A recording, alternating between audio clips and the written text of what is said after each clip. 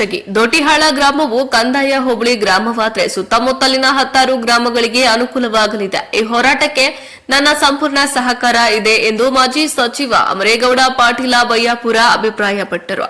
ತಾಲೂಕಿನ ದೊಡ್ಡಿಹಾಳ ಗ್ರಾಮದ ಬಸ್ ನಿಲ್ದಾಣದಲ್ಲಿ ದೊಡ್ಡಿಹಾಳ ಕಂದಾಯ ಹೋಬಳಿ ವಿಸ್ತರಣಾ ಕೇಂದ್ರಕ್ಕಾಗಿ ಒತ್ತಾಯಿಸಿ ನಡೆದ ಅನಿರ್ದಿಷ್ಟಾವಧಿ ಧರಣಿಯ ಸ್ಥಳಕ್ಕೆ ಭೇಟಿ ನೀಡಿ ಪ್ರತಿಭಟನಾಕಾರರ ಕುರಿತು ಮಾತನಾಡಿದರು. ದೊಡ್ಡಿಹಾಳ ಗ್ರಾಮವನ್ನ ಹೋಬಳಿ ಕೇಂದ್ರವನ್ನಾಗಿ ಮಾಡಲು ಎಲ್ಲಾ ಅರ್ಹತೆಗಳನ್ನ ಹೊಂದಿದೆ. ಆದರೆ ಸದ್ಯ ಸರ್ಕಾರ ಮಟ್ಟದಲ್ಲಿ ಹೋಬಳಿ ನಿರ್ಮಿಸುವಂತಹ ಪ್ರಸ್ತಾವನೆಗಳು ಇರೋದಿಲ್ಲ. ರಾಜ್ಯದಲ್ಲಿ ಒಂದೊಂದು ಹೋಬಳಿಯನ್ನ ಮಾಡಲು ಬರೋದಿಲ್ಲ. ಬಹಳಷ್ಟು ಪ್ರಸ್ತಾವನೆಗಳು ಬಂದಲ್ಲಿ ಸರ್ಕಾರವು ಸೂಕ್ತ ಕ್ರಮಕ್ಕೆ ಮುಂದಾಗುತ್ತದೆ ಎಂದು ತಿಳಿಸಿದರು. ಕಳೆದ ವರ್ಷ ಯಲಬುರ್ಗಾ ತಾಲೂಕಿನ ಬೇವೂರು ಗ್ರಾಮವನ್ನ ಅಧಿಕೃತವಾಗಿ ಕಂದಾಯ ಹೋಬಳಿಯನ್ನಾಗಿ ಮಾಡಿರೋದಿಲ್ಲ. ಕಂದಾಯ ಹೋಬಳಿಯಾಗಿರುವ ಕುಕನೂರು ಪಟ್ಟಣವು ತಾಲೂಕು ಕೇಂದ್ರವಾಗಿ ನಿರ್ಮಿಸಿರುವ ಹಿನ್ನೆಲೆ ಬೇವೂರನ್ನ ಹೋಬಳಿಯ ವಿಸ್ತರಣಾ ಕೇಂದ್ರವನ್ನಾಗಿ ಮಾಡಲಾಗಿದೆ ಎಂದು ತಿಳಿಸಿದರು. ಕಳೆದ 3 ವರ್ಷಗಳ ಹಿಂದೆ ನಾನು ಶಾಸಕನಾಗಿರುವಾಗ ದೊಡ್ಡಿಹಾಳ ಗ್ರಾಮವನ್ನ ಕಂದಾಯ ಹೋಬಳಿಯನ್ನಾಗಿ ಮಾಡಬೇಕು ಎಂದು ಒತ್ತಾಯಿಸುವ ಮೂಲಕ ಅಂದಿನ ಸಿಎಂ ಬಸವರಾಜ ಬೊಮ್ಮಾಯಿಯವರ ಮೂಲಕ ಕಂದಾಯ ಇಲಾಖೆ ಪ್ರಧಾನ ಕಾರ್ಯದರ್ಶಿಗಳಿಗೆ ಈ ಹೋಬಳಿ ಗ್ರಾಮದ ಕುರಿತು ಸೂಕ್ತ ಕ್ರಮಕ್ಕಾಗಿ ಕೈಗೊಳ್ಳಲು ತಿಳಿಸಲಾಗಿತ್ತು. ನಂತರದ ದಿನಗಳಲ್ಲಿ ನೆನೆಗುತ್ತಿದೆ ಬಿದ್ದಿದೆ ಎಂದು ತಿಳಿಸಿದರು.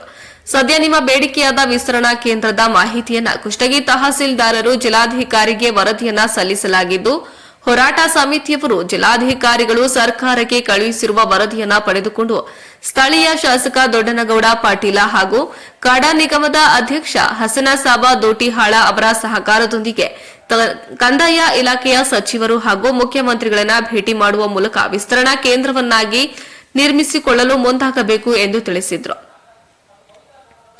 ಹೋರಾಟ ಸಮಿತಿಯ ಅಧ್ಯಕ್ಷ ಶ್ರೀನಿವಾಸ ಕಂಟ್ಲಿ ಮಾತನಾಡಿ, ನಮ್ಮ ಊರಿನ ಹಾಗೂ ಸುತ್ತಮುತ್ತಲಿನ ಗ್ರಾಮದ ರೈತರ ಅನುಕೂಲ ಹಾಗೂ ಮಕ್ಕಳ ಭವಿಷ್ಯಕ್ಕಾಗಿ ವಿಸ್ತರಣಾ ಕೇಂದ್ರವನ್ನಾಗಿ ಮಾಡುವಲ್ಲಿ ಹೋರಾಟ ಮಾಡಲಾಗುತ್ತಿದ್ದು ಎಲ್ಲರ ಸಹಕಾರ ಅಗತ್ಯ ಎಂದು ತಿಳಿಸಿದರು. ಈ ಸಂದರ್ಭದಲ್ಲಿ ದೊಡ್ಡಿಹಾಳ ಗ್ರಾಮ ಪಂಚಾಯಿತಿ ಅಧ್ಯಕ್ಷ ಮಹೇಶ ಕಾಳಗಿ, ರಾಮನಗೌಡ ಬಿಜ್ಜಲ, ನಾರಾಯಣಪ್ಪ ಕೊಳ್ಳಿ, ಬಸವರಾಜ ಶೆಟ್ಟರ, ಪ್ರಕಾಶ್ ಅಂಗಡಿ, ಪರಶುರಾಮ ಇಳಗೇರ, ಮಂಜೂರು ಇಲಾಹಿ ಬನ್ನು, ಬಾಲಾಜಿ ಗೌಂಡಿ, ಬಂದೇನವಾಜ ಬಿಜಕತ್ತಿ, ಮೆಹಬೂಬಾ ನಡೂಲಾ ಮನಿ, ಯಮನೂರ ಹೆಸರೂರು ಸೇರಿದಂತೆ ಅನೇಕರು ಹಾಜರಿದ್ದರು.